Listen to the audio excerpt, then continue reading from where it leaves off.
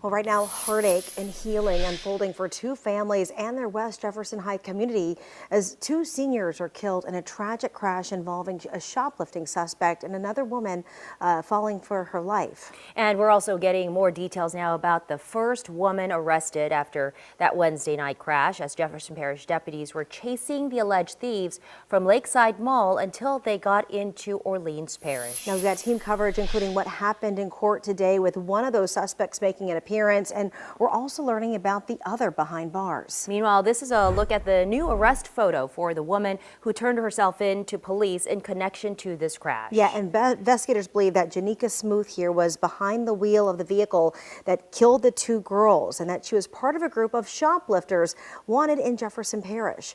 WDSU investigative reporter Cassie Sherm is live for us as Smoot just had her first court appearance, as well as what we're learning about the other suspect. Cassie.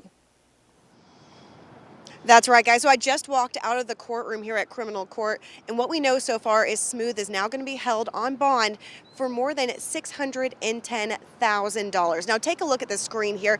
These are the charges that she's facing. She's facing 2 counts of manslaughter, 1 count of negligent injury, a hit and run, and flight from an officer. Now, Smoot has a history of theft in Jefferson Parish with a criminal record dating back to 10 years. She has served 3 prison sentences for theft, according to online court records. Smoot was also convicted of theft in 2014 and in 2015, but details regarding those thefts are not available right now.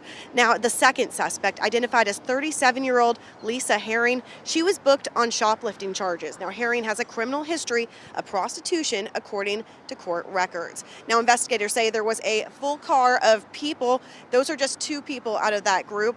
They are saying that they're investigating right now and will continue to follow up. Reporting here at Criminal Court, I'm Cassie Sherm. Back to you. And as you can imagine, the families of these girls are having a really tough time coping with this sudden loss, both of them being remembered as outstanding young women. WDSU reporter Shay O'Connor continues our team coverage, speaking with the families of both of those girls, joining us now with how they're being remembered and really, Shay, their new questions for police.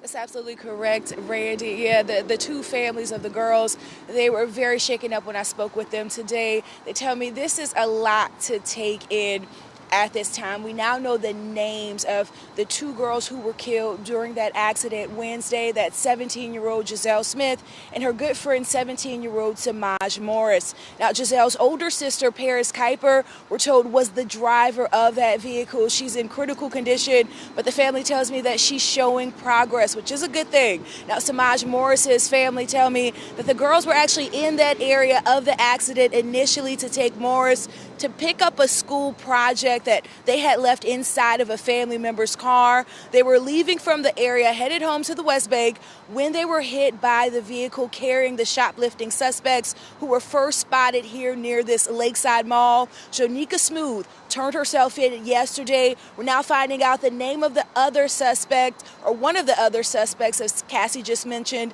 Lisa Herring. She was arrested on scene Wednesday night. Now, family members tell me they question why a chase even ensued given the crime. I actually spoke with an expert who weighs in on the situation.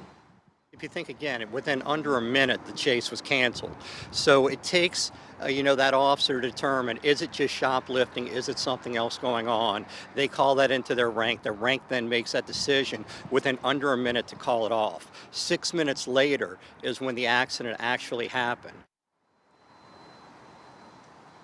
Now, I did reach out to JPSO on this situation, concerns from the families, and at this time they tell me no comment, but I am told that the entire situation is under investigation, and of course we'll continue to keep you updated. Reporting live from Jefferson Parish, Shay O'Connor, WDSU News.